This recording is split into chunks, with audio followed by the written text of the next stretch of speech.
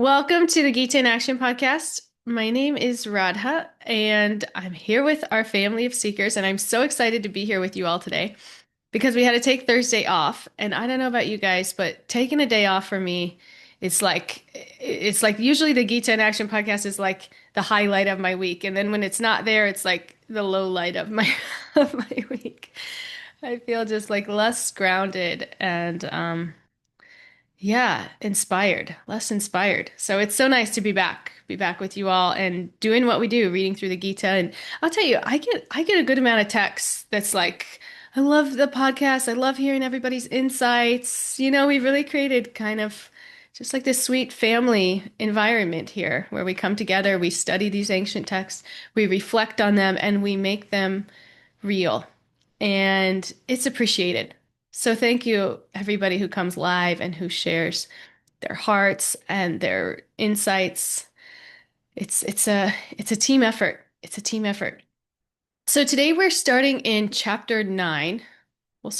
We start with verse 11. Chapter 9, verse 11.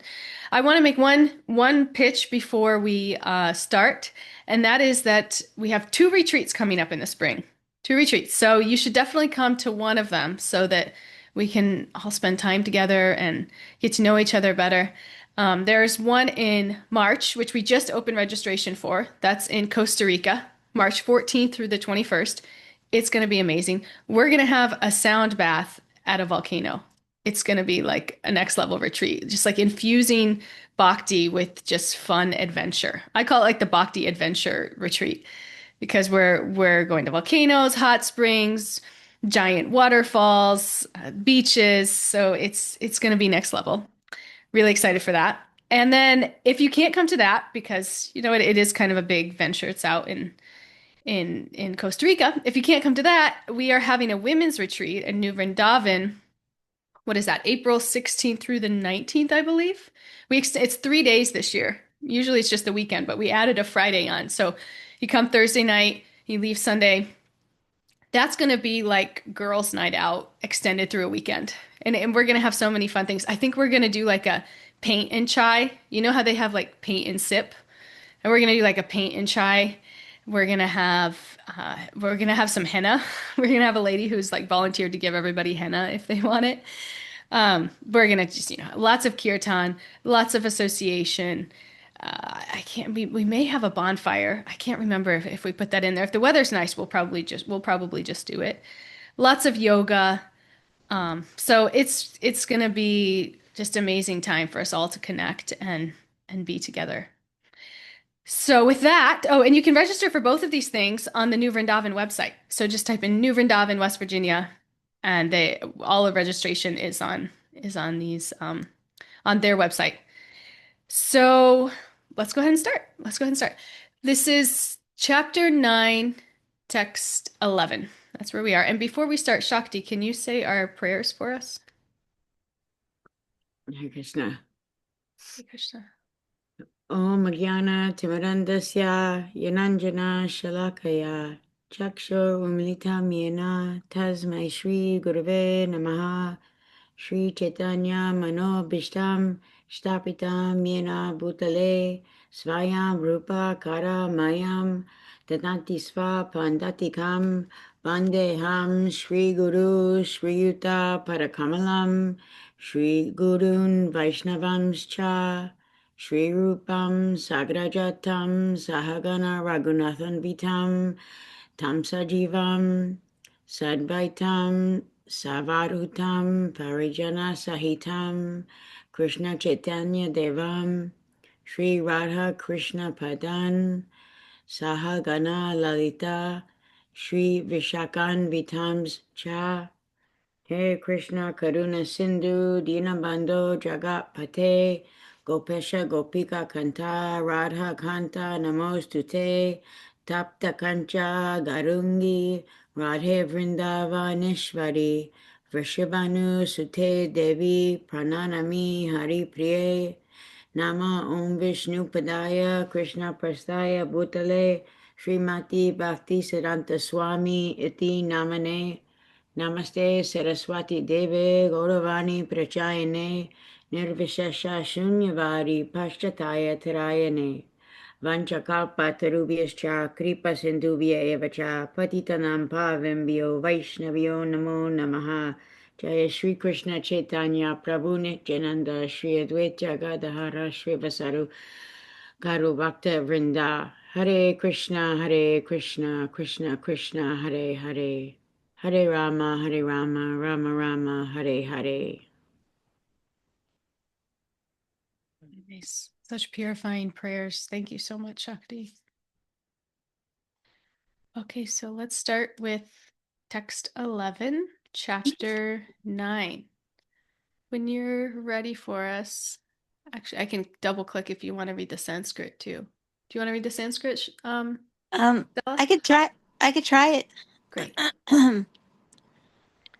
Avajananti mamuda manusim tamun asritam param bhavam ajananto mama bhuta maheshwaram. Fools deride me when I descend in the human form. They do not know my transcendental nature as the supreme Lord of all that be. Thank you. So, if we remember in this section before this, Krishna spent the last few verses explaining how he creates, maintains, and dissolves the entire universe. And yet he remains completely untouched by all of it. So now in verse 9:11, he shifts into something very personal, how people understand him or misunderstand him. So Krishna's basically saying, some people think that I'm just an ordinary person. And and the thing is, people misunderstand Krishna because he comes in a human-like form. He laughs, he jokes, he plays with his friends, he drives Arjuna's chariot. And because of this, people assume like, oh, he's just a powerful man or he's just a historical figure. But the Gita tells us that Krishna is not just a very extraordinary person. The Gita tells us he's the supreme controller. Just like there's layers of managers or directors, presidents, in the world, there's countless controllers in the universe. That I'm a pretty good controller in this universe. But Krishna is above them all. Krishna is above them all. So he may appear ordinary, but his nature is anything but ordinary. And this misunderstanding, it's not just a 5,000-year-old problem, because this was 5,000 years ago that we're talking about when this is set. We still do this today in our own personal ways. And that is that many of us project our human experiences onto God. Like, give you an example, like if someone in a church or a temple treats us poorly, we assume that God must be disappointed in us. If we feel ignored by a spiritual community, we think God's ignoring us. If someone judges us, we assume God is judging us. If we feel unworthy in front of people, we assume that we're unworthy before God. And this happens because deep down, we're still seeking approval from people. We want to be accepted, we want to be validated, we want to be seen. And when we don't get that from humans, we unconsciously believe we won't get it from God either. Their behavior becomes the lens that we look at God through, that we even approach God through. But their behavior reflects their conditioning, not God's character. And then that's a big difference here. Their behavior reflects their conditioning, not God's character. And if we truly knew God's heart, how gentle, how loving, how patient, how non-judgmental he is, we wouldn't confuse someone's rudeness or insensitivity with God's rejection. I remember one time when I was in Govardhan, this woman who was just like she's like 20 years my senior in spiritual life, and she'd kind of become like a mentor to me. And I was getting ready to leave Govardhan, and she's like, I want to take you to Govardhan and first for something special. So we get there, and she's like, I want you to pray to Govardhan, and I want you to really reflect on what is keeping you from connecting?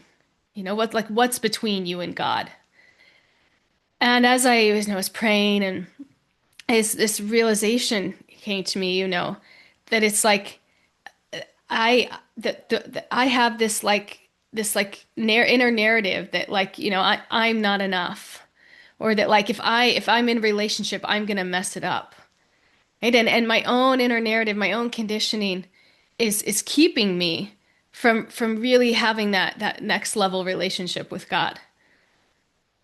And this is how it is, right? We project our own human experiences, our own conditioning unto our relationship with God. And this is why it's so important to clean up when we get into spiritual life. And then when I say clean up, I don't mean like clean up your house. I mean like clean up your heart, because these things limit us. They limit us from authentic connection with ourselves, with others, and most importantly with God.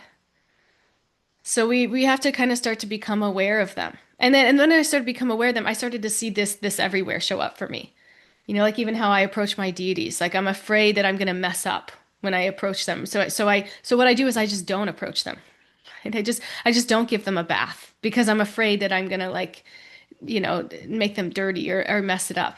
And it's just like this is just our mind. This is just our conditioning. This isn't God. Right? God's loving, God's patient, God's non-judgmental. But most of us still have our relationship with our father, our mother sitting in there that who are judgmental, right? Who are condemning us every time we mess up. Right? And then we project that onto God. And this projection reveals a deeper truth about the heart. This projection leaves a deeper truth about the heart, and that is, and we've talked about this many times on here, that we project human tendencies on God because we're trying to fill that God-sized hole in our hearts with human love and approval. Because our souls, we're all born with this longing for a perfect love, for perfect acceptance, for perfect connection, for perfect reciprocation. But because we've forgotten our spiritual identity, which is who we really are, we try to satisfy this longing with the people and the things of the world. Yeah, we think if this person loves me, I'll feel complete. Or if this community accepts me, I'll feel whole. Or if this relationship works out, I'll finally be fulfilled. But no matter how wonderful people are, even we have the divine couple here, Stella, and we have two divine couples here, Stella and Kalachandji and George and Shakti. They just beautiful relationships of beautiful examples of God-centered relationships. But no matter how selfless, and wonderful your significant other is, no, the reality remains that nobody can really fill that God-shaped hole. Not completely and not permanently. So then what we end up doing is we shift our love from one object to another, one relationship to another, one job to another, one spiritual community to another, one achievement to another. And then every time that something fails us, the longing just gets bigger, not smaller, it gets bigger. And this is materialistic thinking, trying to meet a spiritual need with material solutions. And the Gita tells us why this doesn't work. Okay? We're ignorant of the one non-material, eternal object of love, and that is the all-supreme person. The all-supreme person, Krishna, God. And when we finally offer our hearts to Krishna, even a little bit, we see that he reciprocates. And not like humans do, not inconsistently, not conditionally. He reciprocates eternally, personally, beautifully, beyond our expectations, in a way that fills the heart completely. And only Krishna can fulfill the heart's longing fully and forever. And this is so much what I love about this path is the practices that we do, the waking up, the chanting, the meditation. This is us developing a relationship with God. Right? It's real. It's actually happening. We're singing kirtan, we're chanting, we're saying God's names. This triggers something inside of us. right? This awakens this divine love inside of us. And we actually get to experience in this material existence what it's like to have a relationship with God, and not just like theoretical, not just in a way that you say like, "Oh yeah, I know God. I'm surrendered to God." It's not just like a declaration. It's more than that. It's something we feel inside our heart, and it's awakened through these practices. But there's something important to acknowledge here, and that's that even if we know all of this, we can't just turn off our disappointment when people let us down. And even if we intellectually understand, no human can fill my heart completely. Even if we understand I'm projecting because I'm seeking approval, right? I need to anchor my identity in Krishna. Even if we know this, the heart doesn't just heal instantly. Our conditioning doesn't just dissolve overnight. Right? Our expectations don't just vanish because we've read a verse. We're still going to feel hurt. We're still going to feel disappointed. We're still going to feel the sting when somebody ignores us, judges us, or pulls their love away. And it doesn't mean that we're failing spiritually. It simply means that we're still learning how to shift our attachment to the proper place. And the Gita never shames us for having emotions. Right? Krishna never tells Arjuna, stop feeling that. When Arjuna's on the battlefield and he's just like distraught, he's like just completely bewildered. Krishna never chastises him for feeling. Some of us do that. I know I do that to myself. Like you shouldn't have feelings. No, no. Krishna guides Arjuna step by step from where he is to where he can go. So when we get disappointed by people, it's not like a spiritual flaw. It's a signal, a gentle reminder that our heart is asking for something only Krishna can consistently give. And we should understand that Krishna doesn't get upset when we're not fully there yet. He doesn't say, "Why are you still so attached? Why aren't you fully surrendered?" He just keeps showing up, waiting for us to turn towards him in our timing, in our capacity, with our imperfect hearts. And we don't just turn off our human tendencies, but we outgrow some of these things gradually as we begin to experience Krishna's love more deeply. And many of us here have experienced that and are experiencing that. And that's why we keep coming back to this practice again and again, because we see that. So we're getting more attached to Krishna and less attached to the things of this world. And in that, our relationship even with the things of this world starts to change to where it's really a relationship that we're seeking so that it supports our relationship with God, not so that it becomes our all in all. And in that, there's like a sense of like liberation, a sense of like even freedom, a softness. And that's what Krishna wants for us in this life. He doesn't want us to like hold on so tightly to these things that are even impossible to hold on to at best, or just like biting us all the while we're trying to hold on. He wants us to turn towards him. This is where the real love is. And when everything in our lives becomes supportive of that, then everything in our lives becomes sweet. It's like maybe it goes from like a cactus to like a beautiful lotus flower. Yeah. And spiritual maturity, it's not flipping a switch. It's a slow reorientation of the heart from depending on people and things and achievements to depending on God, without rejecting the human love that we are receiving, but without demanding that it satisfies us completely. So this is a journey, and Krishna walks it with us patiently and lovingly. What do you guys think? And he walks with us in a human form, which is wonderful. Yes, he walks with us in a human form. And that's actually where we're going next is digging into a little bit what that means. Hey, Krishna. Yes. Um, yeah, so I agree with what Stella had just said. Like he walks with us in a human form.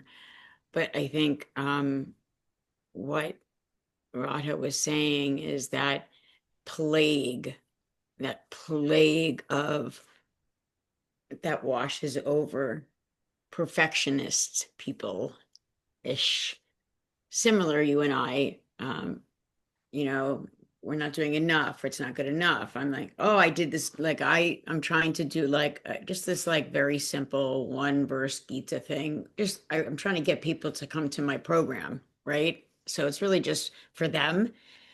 And it's like I watch it and I'm like, I don't even sound like I know what I'm talking about. Like I just like right away, it's not good enough. No, they're gonna see I'm a fake, I'm a fraud. I don't know, I'm not really, like it's just all of these things. And it's like, why?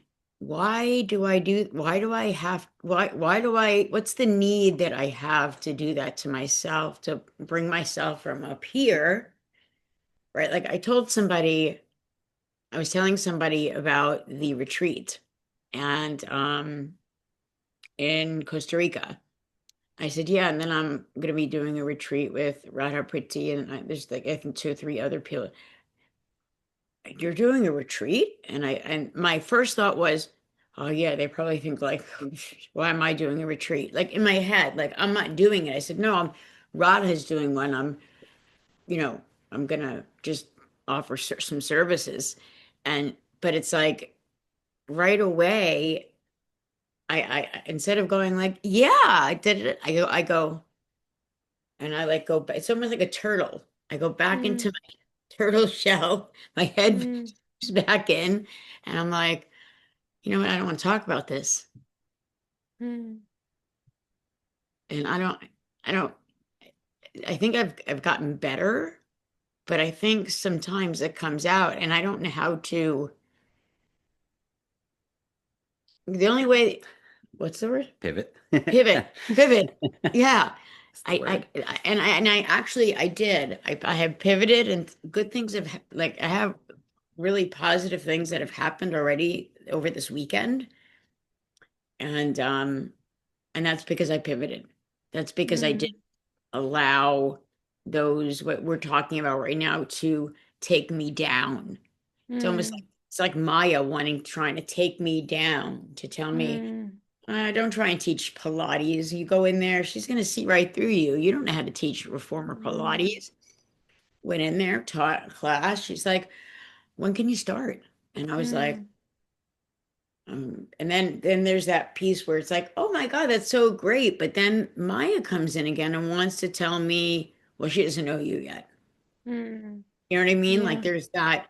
So, I mean, I've grown so much in that particular area, but I do when I'm with my deities, I pray that I can just have the ability to serve them and not worry about not worry about the results I could do, but not worry about like let go of my own inner dialogue.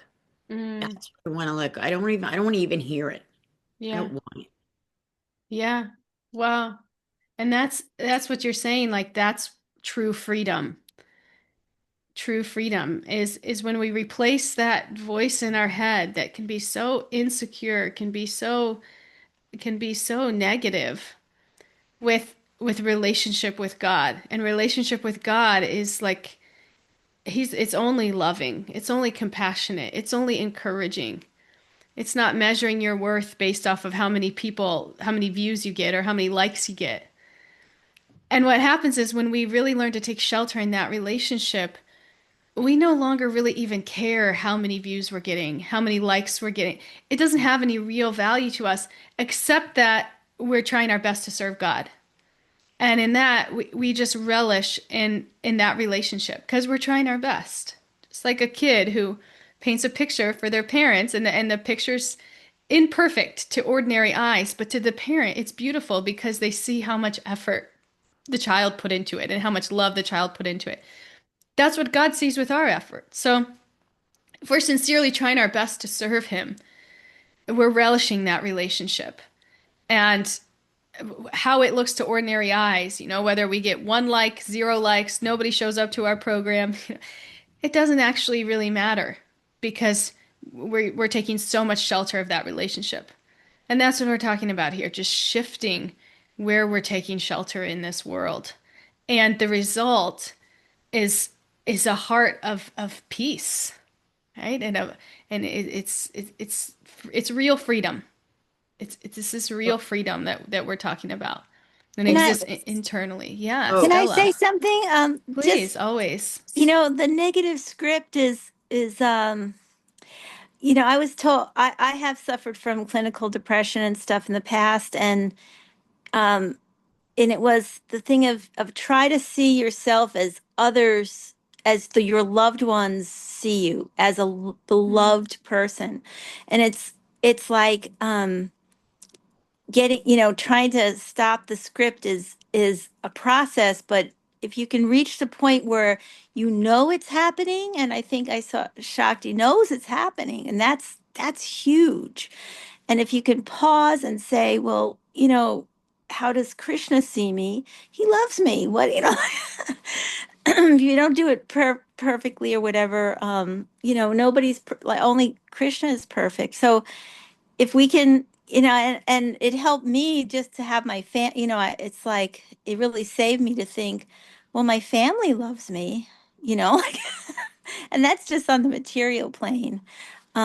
I'm not a burden on this earth, um and so if we, sometimes I tried really hard to do that when a negative script would come in and say, but is that the reality, the true reality of, you know i must be I must be somehow enough because others love me. And I mean, the ultimate is that God loves you. mm, Just remembering that, it really cuts through that negative script. And if you trust that, it can whittle that script down. I mean, and yes. that's what I Yeah. found. That's beautiful. That's beautiful. And I love that you lean on your family for some support too. I mean, that's so important. This is why even like these relationships, these close relationships we have with our spouse or our family, they're so important because even in spiritual life, they're so important because they even regulate that need that we have for approval, for love, for acceptance, because we get it there. Ideally, ideally, we're getting it there, and we get it there to a degree that we feel safe, we feel secure, and in that we can really have a nice environment to practice spiritual life. And this is Yes. how our families support that. So it's really important. I just read a quote from Prabhupada yesterday. I wish I would have copied it because I was like, this is so relevant. It was said like, kiss your wife or something, and it was like he was telling people to these brahmacharis that were extremely like in this mindset of like being very withdrawn, but then they got married. So he was telling them like you have to show affection to your wife and this is important for our spiritual life because the reality is we do have emotional needs now and therefore we regulate them and we regulate them by having this comfortable, healthy family that we get this love and acceptance from so that we're not out seeking it through 10,000 other places in this world and we can be calm and steady and focused in our spiritual life, Yeah, right? totally. And other devotees can do that for us too. On a ladies' retreat in New Vrindavan once, Malati asked me to offer, do the puja for Srila Prabhupada. This is years ago, and I'm like, I'm not trained up. I don't know what to do. She said, I'll just stand behind you and tell you exactly what to do. So her doing that allowed me to really focus on Srila Prabhupada. And I was just like, I didn't worry about like which came first or next or how. She would just was telling me in my ear. And I had this ecstatic experience of actually offering Srila Prabhupada, but it was the only time in my entire life I did it. So it was just wonderful. And afterwards she hugged me and but this brahmachari came up and said, she didn't ring the bell the whole time. And my heart got smote like, oh, I forgot to do that. And Malati just turned to him and said, she was she and Srila Prabhupada were in a loving relationship. And she just Oh, slammed him down and hugged me. And I was just like, like, like at that point, am I going to trust my brain that says I was, or am I going to trust this beautiful devotee who just told me that it was beautiful? So, like, and then I thought, yeah, I'm going to trust Malati because she's you know, a yeah, sincere devotee. So it's those moments. beautiful. And that's what I feel like we're that for all of us on this podcast together. Right? This spiritual family, this association of, yeah, it's important. Thank you. Beautiful reflections. Katie, what do you think? Thank you. Hi, Krishna. And Stella, what a beautiful image. It was making me think how much like Krishna's there for us, like picturing him through her behind you, is so comforting. And like even thinking of trying to have say what I want to say right now, I was feeling a little nervous and I was just looking at my deities, Krishna will help you, just put your hand up.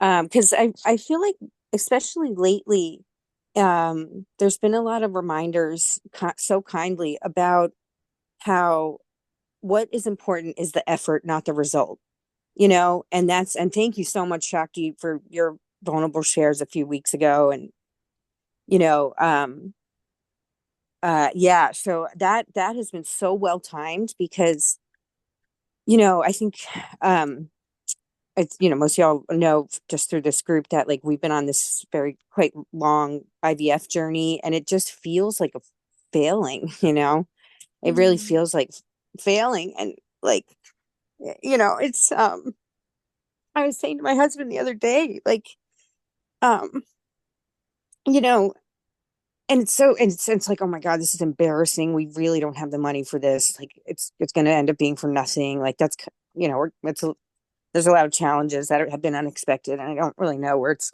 going. But I was saying to him, like, you know, I can see like that there's been benefits. Like, I think it's bringing him and I closer and helping our relationship um just strengthen. And um I just these reminders that like you don't know the result, like, and it's so hard not to predict into the future or think about the past and, worry like, oh, you know maybe my healthcare will get cut off anyway, and all this few years will really not be for anything because we won't be able to do the last steps. um but it's been so helpful with you guys to just know, like, no matter what, it's okay. And the effort is what counts, because it's really easy to go to those dark places of like, this was for nothing, and it's not, it's really not. So thank you. Wow. Katie, I felt myself kind of tearing up as you're sharing that um, beautiful share. And it's never, no effort is ever lost. Yeah. No effort is ever lost. And Krishna's plan is so much greater than we could really imagine. And his So, love, yeah, like, and we're still loved, like, by our family who also might be disappointed. And sometimes there is like thoughtless, unkind things like, whose fault is it? And I'm like, oh no, mm, like, I've learned to shoot just those conversations. I can't. I've mm, done a few of those conversations, and I'm like, nope, I not can't. even a helpful question at all. Yeah. Yeah. But things do make us more like thoughtful and resilient, and also realize, like, that doesn't that's not showing um what people are really intending to do or say, and it's certainly not the biggest thing to focus on. Yeah. Yeah. Yeah. Yeah. Thank you so much for sharing. Thanks. Such a beautiful, relatable share. It's sometimes God's plan for us is so much different than what we thought it was or what we want it to be, and coming to grips with that can really be such an opportunity for surrender and closeness with God, but not easy. Mm, yeah. And But you're such, accepting. Oh, sorry. yeah, you're such an example of that for us. You're such an example of that for us in what you're sharing right now. I mean, Thank you. that's really tough. Yeah. And accepting like timeline, you know, like Krishna is time, and it not everything's going to happen in this one short lifetime. And so there's Right. been a lot of benefits, you know, to the process. Yeah. Amazing. Keep going, Katie. We are your spiritual cheerleaders. Thank you. Thank you. So much progress with this. Aaron, what do you have for us? Well, I really appreciate Katie saying just put up your hand and Krishna will take care of it, because I feel like that's a great motto for this group. Um, I also really appreciate you sharing, Katie, because I'm in a very similar boat as you. And I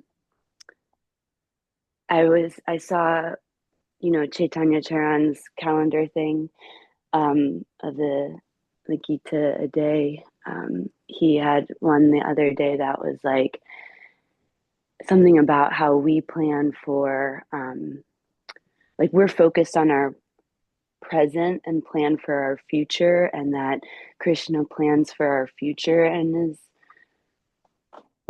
is focused on our future and plans for our present, which I thought was, really, really beautiful, because, we have all these plans, um, but we don't know what the future holds, and knowing that, like, whatever surprises, good or bad, come in the future, like he's preparing us now for them.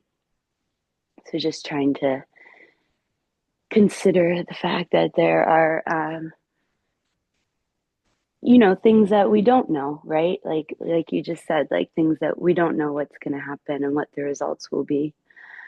Um, and I just wanted to share too that I did with a group of, ladies yesterday, like year-long reflection with Rukmini Zodar. She does like a lot of art therapy. Um, and it was super, super beautiful, because, um, well, it just made me realize like how much more reflection I need to do, because, once you start reflecting on the year, I feel like it starts at like a very superficial level of like, trips you took and things you did. But I feel like to reflect on like your relationship with God, like you were saying, Radha, or like your spiritual progress or anything, like so much of that is so much more subtle that it's really hard to reflect, in 10 minutes or in an hour or something, like, but I thought it was really interesting because a lot of what people were sharing was like, a lot of the ups and downs of the year, but also like a lot of material achievements in certain ways, and juxtaposing that with like the fact that those things, even though they really wanted them, felt less successful or like amazing, because like that's not what truly brings us happiness, just Mm. like just really zooming out and seeing that, like, um yeah, that like it's not all the things that we can write on our resume or like list as like accomplishments for the year that are necessarily the things that, um that bring us that like contentment. um so yeah, just like sitting with all of the reflection with what you were sharing earlier about like, yeah, like what do we put between us and God in our relationship? Because it's a really deep and personal question, but definitely something to sit with. Yeah. Wow. Beautiful, beautiful reflections. Thank you. Thank you all. Such deep work that we're doing here as a group and individually in our lives. And appreciate all of you, because this stuff is not easy. This life, this material world, it's a rehabilitation center, and it throws us things that we're not ready for, and it holds off on things that we think we are, and teaching us that we just need to surrender. And in that surrender is that relationship that's waiting for us, that brings us everything we ever wanted and more. Right? It's available for us in this life, just like Aaron was saying. So thank you. So the second part of this that I really want to bring this to before we run out of time here is zooming in on when we say Krishna is a person, like what that really means. Krishna's body. Sometimes when we think of a person, we think like this material body. That's what makes me a person. Right? But that's not really what we're talking about here. Krishna's body, Krishna's material, Krishna's, I shouldn't say material, but Krishna's body is eternal, full of perfect knowledge and full of bliss. This Satya Ananda. When he appears like a human, it's not that he's like taking on a material body. He's revealing his original eternal form. Right? He walks among us like a friend, a child, a nephew, a charioteer, even a diplomat. And because he acts so normal, people make the mistake of thinking that he is normal. But nothing about him is ordinary. Right? His form is completely spiritual. His form is completely spiritual. And then we think, okay, but aren't we Satya Ananda? We talk about our souls, the quality of our soul. Remember, we talked about this in chapter 2 a lot, that our souls have the same quality, right? They have the same quality, our souls. And in spiritual circles, people will say, we'll hear this a lot, like we're all one, right? All is God, everything is divine. And so we just want to clarify this. We are one with God in quality. We're also Satya Ananda at the level of the soul. But we're never equal to God in quantity. So Krishna's like the fire and we're like the sparks. And Krishna's Satya Ananda is like oceanic, unlimited, all powerful. And ours is like tiny, like a spark from that fire. And the big difference here is that our spiritual nature, our soul, is currently covered by a material body. Krishna's is not. So our body creates illusion for us. Krishna's form removes illusion from everyone around him. So his very body is Satya Ananda. He is spiritual, though he may appear, just like an ordinary person. We should not take for granted that he's not. And he is fully spiritual, and just by being in his presence removes illusion. Right? Our bodies create illusion. Being in his presence, he removes it from everyone around. His human-like form is his eternal form. So he's the same supreme person who sits in our hearts as God, right? Who manifests externally as a deity, who controls every atom, who controls every galaxy, who orchestrates the entire cosmic cycle. And he does it effortlessly. He does it effortlessly. And Prabhupada will call people these foolish that can't understand the difference between the material form, which is limiting, which is deteriorating. That's what all of us have, this material form, and the spiritual form, which is eternal, which is blissful, which is unlimited. And so they assume, my material body causes me suffering, so God's form must also be limiting. Therefore, maybe God doesn't even have a form. This is again just projecting our human experience onto God. We have to be very careful that we don't do this. This is why we come to these classes. This is why we read books like the Gita. Right? We get this knowledge. We can't just assume that our experience is everybody else's experience. Maybe you ever get caught in doing that.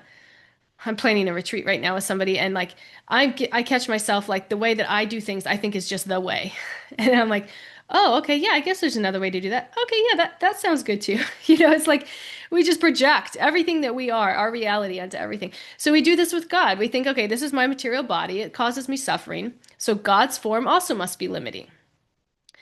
But we have to understand Krishna's form. It's not created. It doesn't age. It doesn't deteriorate. It's not bound by matter. Right? It's not different than himself. His form is like the concentrated experience of eternity, of knowledge and bliss. This is Krishna's form. This is God's form. There's this beautiful analogy I heard that I thought was really cute. Is we think of like a birthday cake and like a bunch of icing and cream on a birthday cake. You know, the cream can be spread everywhere as something that's diffused, but the cream can also be shaped into something beautiful and tangible. So in the same way, like the spiritual energy is spread everywhere, but Krishna is like the concentrated personal expression of that same spiritual reality. This is Krishna. Yeah. And so there's some obstacles to knowing this. You know, one is that like people just don't know it. Like here in the West, that's very popular. Like people don't know that God is a person. You know, or the other is misunderstanding. You know, thinking that you know Krishna, but actually holding the wrong conception. Like just thinking about Krishna when you read these stories, like he's just some fantastical person. And this understanding can be even more dangerous because you have to unlearn before you can actually learn. And if you think God is just a human, then you'll criticize him, you'll minimize him, you know, you'll mock him. So we really want to get to this place where we're understanding what we're actually talking about when God comes in a personal form. Right? He comes as a person. That doesn't mean he has a body just like ours. It may appear that way, but he is full, his spiritual quality, he's fully spiritual. Right? We have a spiritual core, but we have a material covering. God is fully spiritual. And he comes as a person in the way that he relates with us, so that he can have relationship with his devotees, so that he can laugh with his devotees, so that he can be a son, so that he can be a friend, so that we have that experience of relating to God in that way. And in this way, God comes as a person. But don't mistake him for just an ordinary person or even a fantastical person, because he's much more than that. He is the supreme controller. God is the supreme controller. So we have to and when we get more of an appreciation for this, when we even read stories about Krishna, we feel even more connected to it. You know, I know when I first came in and I tried to read the Krishna book, I was like, this is not very interesting. It's like because it didn't have a full appreciation for Krishna. I'm reading it just like he's a person. But when we understand God's like magnificent nature, his unlimited love and compassion for his devotees, and when we read it, we really experience the relationship. And that's what God's trying to bring us to here. It's not just like a story tale, something fantastical. No, this is God living his love and compassion in relationship with us, for us. And in that way, it blows your mind. It's this inconceivable divine power that he has. He comes as a person, but don't mistake him for an ordinary person. And this is what. Oh, Shakti, do you want to share something with us? So yesterday morning, I do Mangala Arti every morning, pretty much with my like not if it's not a full Mangala Arti, I do a Mangala Arti with my deities, and I have the whisker and the peacock. And I try and do everything, but I can't. Sometimes I don't have the time. But yesterday, when I was down there, um, I was I don't know, I had so many things on my plate. Like I had these two tests. I had my OBA for Shash. It's so much going on. Like it was like I felt like I couldn't focus on what I wanted to focus on, which was glorifying Krishna and Radha. And so I prayed, and then I sat down. Sorry. And I just stared into Krishna's eyes.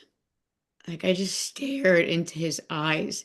Then I would look at Radha's eyes, these beautiful lotus eyes. And I would just look inside. Like I felt like I was looking into them. And then I just sat there for about, it felt like an hour, but it probably was a minute. And when I was, you know, and then I had to start my material day, and I just prayed, like, I see you. I know I see you. I know you see me. Please help me. Please help me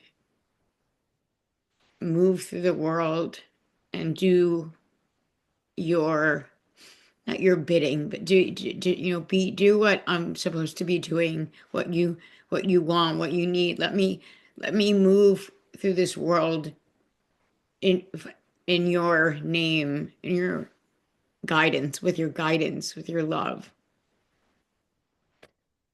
And so it was, yeah, it was really like mind blowing for me.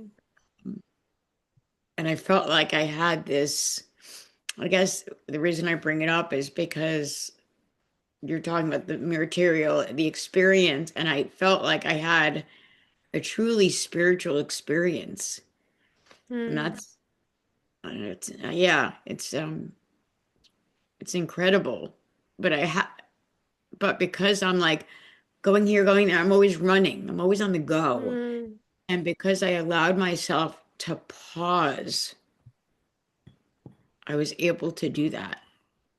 mm. So I, yeah, I just wanted to share that. Beautiful. Thank you. That's just learning to experience God's presence in what we normally would might not pursue or make time for in our material lives. It's all about achievement and doing, and even like what Aaron was saying, that's our material life. What we think about is like what we did this year, what we achieved this year. But the spiritual, it's not something that you can perceive with your senses that we're so used to, engaging in this world with. It's transcendental. It comes as divine mercy, and it comes when we reach out. And we reach out when we're waking up early every morning to chant God's names. We reach out when we come up against an obstacle in our lives, or we're not getting what we want in life, and we have to surrender to that. And it comes out when we get diagnosed with, a terrible disease that we have to accept. Krishna, my body is yours. This is when this comes out, with these opportunities to reach up. And if we do this in those moments, we get this divine mercy from God. We have these experiences that you're talking about. Or even something as simple as, like you're talking about, creating time in our days. Creating time where we can really be focused, when we can really quiet the mind, and we can make space to be vessels for this divine mercy. So beautiful. Yeah, because Krishna's form is not material, and Krishna's personhood is not limited, and Krishna's love is not human-sized. He is Satya Ananda. He is eternal. He is full of knowledge. He is full of bliss, and he's inviting us into eternal relationship with him. This is his personhood. This is his personhood. So devotees of God, they don't get stuck thinking like, how can God look like a person? Why would he appear here? Why does he act so normal? They understand God is a supreme person. He is fully spiritual. He can reveal himself however he chooses.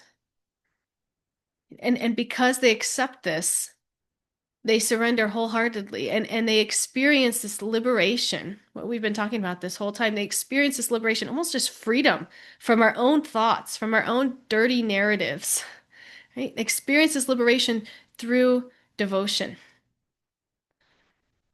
Devotion can bring us this liberation. So people who think Krishna is just a human completely miss his transcendental nature, the eternal, blissful, all-powerful supreme person behind the entire cosmic manifestation. And the thing is that Krishna's not hiding his divinity behind a human form. He is revealing his heart through it. And this is what makes reading something like the Krishna book so extraordinary, is when we read it with these lenses. It's not like just some human with superpowers that we're reading about. This is a display of his love, his compassion, his relationship with his devotees. And you may read it and think, oh, this is so not relevant. He's slaying whatever. It's like, this isn't, how is this relevant to me now? He's slaying these narratives in our mind if we let him. He's slaying these old stories in our minds if we let him. He's there for us.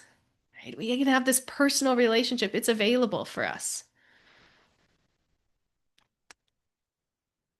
Right? Because the most extraordinary truth of everything is that the Supreme Person chooses to walk among us, not to impress us, but to love us. And he's there for us in that capacity if we allow ourselves to see it and be in relationship with God in that way. He's ready for us. Whatever you're experiencing in this material, rehabilitation center, it's designed to turn you back towards him because that's where this love and liberation truly exists. What do you think, Stella? Just thinking of Intelligent. thank you so much. It's beautiful that talking about No, you're talking about Krishna's love. I'm just thinking, Krishna's love is unconditional. It's not conditional, and so many people we have lived lives, filled with conditional love, um, and so we feel like, well, if I am like this or if I do like this, I'll be loved. And it's hard to find that in this world, but it exists, and I think it's beautiful. And when I remind myself that Krishna's love is unconditional, it eases my mind so much and really soothes my heart. And also the contradictions of I love the contradictions in Krishna's presence, that he is this awesome, all being. But he's little baby Krishna. He's so cute.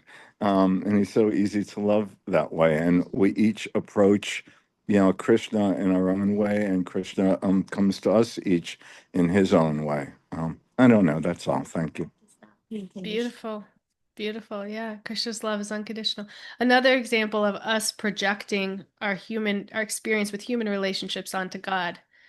And we think it's conditional, but no. And we can't even fathom what that's like because just like you said, it doesn't really exist here.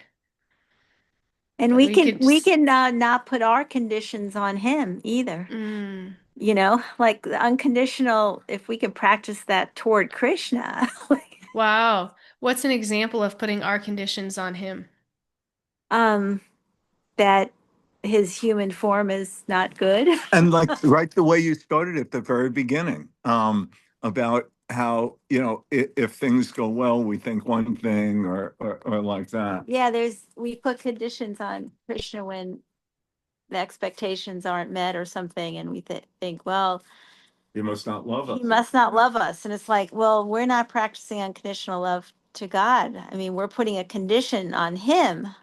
We don't want to have a condition on us. Right. It's reciprocal. That's what I love about Christian consciousness. It's so reciprocal. Yeah. Yeah. Beautiful. Thank you. Anyone else?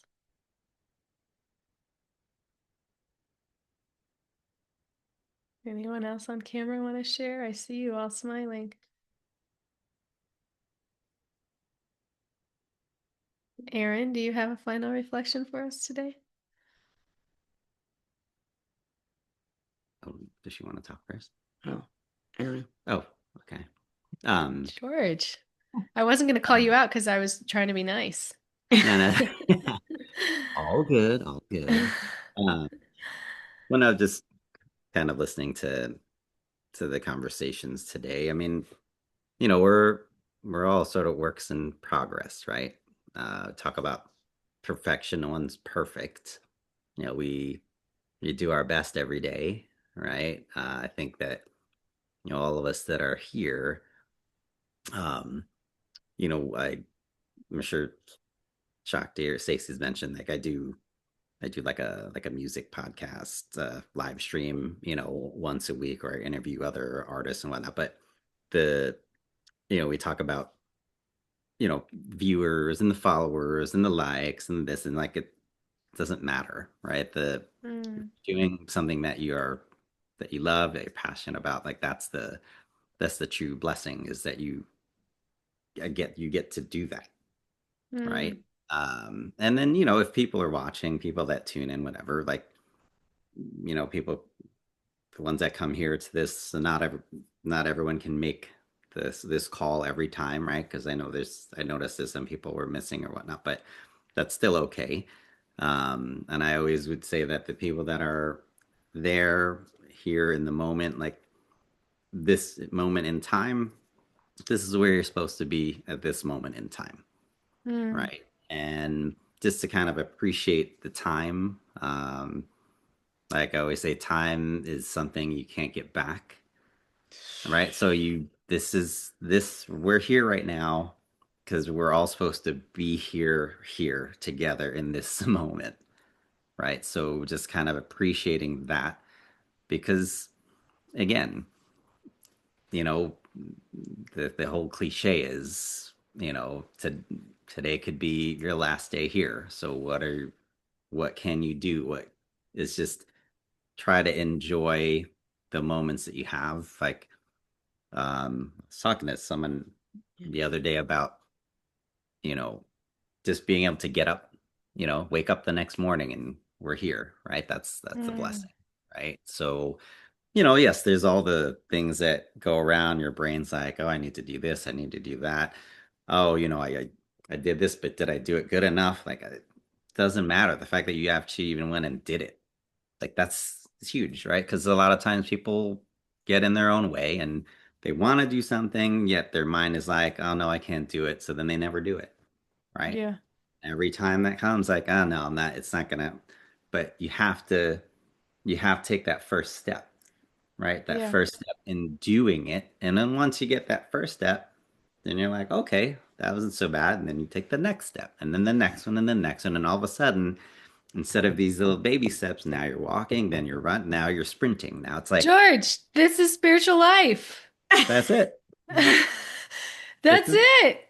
One it. step at a Like you have time. to, I don't know. And like I said last time, you pivot, don't sweat the small stuff. Like it I love just, the pivot, George. I love the pivot. That word has you been with have, me since the, and you yes. Yes. have to, but you have to, because then otherwise you get stuck, And right? you And know, then George, it's kind I of, loved too, sorry. no, I no, no, no. love I love your example of when you're doing your podcast, you're not worried about likes because you're just so internally satisfied. And this is what happens when we're so internally satisfied. We're not looking externally so much for approval, for love, for satisfaction, whatever it is. That's the ticket. That's the ticket to happiness, this internal satisfaction. No, and it is, look, we're human, so yes, there's that part of the brain that's like, if I'm doing the thing and I'm like, oh, there's only like, 10 people watching, like what happened? Last week there were 50. I'm like, what's going on? Like maybe I'm not doing it Right? right. But Yeah. then it's that split second. I'm like, no, I'm I'm doing it. I'm doing the interview. Like there's people here, like I'm Yep. doing it. That's it. Spoken like a true spiritualist. Thank you so much, George. You're such an internal, deep person. We appreciate your Oh, realizations, and I'm looking forward to getting to know you better in Costa Rica. it'll be a lot of fun. Warmer than here. Yes, yes, definitely. Well, my friends, I think that is all of our time for today, but thank you so much for coming. Thank you for sharing. If you're interested in Costa Rica or Women's Retreat, feel free to message me, call me personally. We can get you set up. If if whatever it takes, let's figure it out. Let's make it happen. So that's it for today, and I will see you all on Thursday. Thank you so much for coming. I love you all.